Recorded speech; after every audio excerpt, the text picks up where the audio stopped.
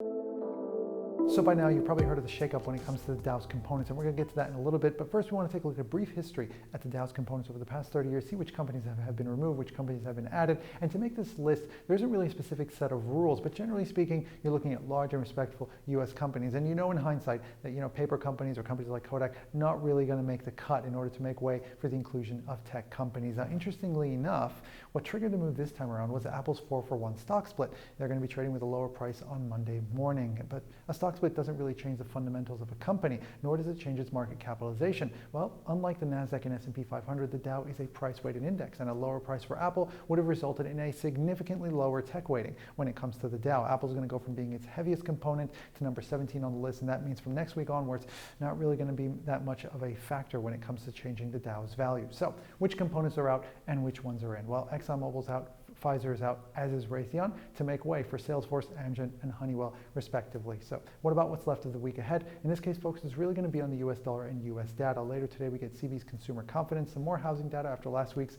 better than expected items, and API's oil inventories reading. On Wednesday, it's EIA's turn to release its more encompassing estimate. And for the past 4 readings, you can see it's been a deficit, but that deficit has been dropping from negative 10 million late last month to just 1.6 million in its latest readings. Now, on Thursday, we're going to get preliminary U.S. GDP, and which is expected to show a big contraction. We're going to get unemployment claims, which has failed to stay below 1 million, as well as some more housing data. But the focus is really on Jackson Hole, and in this case, the U.S. Federal Reserve Chief Powell's speech regarding monetary policy. We'll see whether or not there's going to be any change when it comes to inflation targeting. On Friday, the Bank of England's governor is going to be speaking on a panel, and when it comes to the U.S., well, we got some more U.S. data. In this case, it's going to include sentiment, trade, and personal spending and income.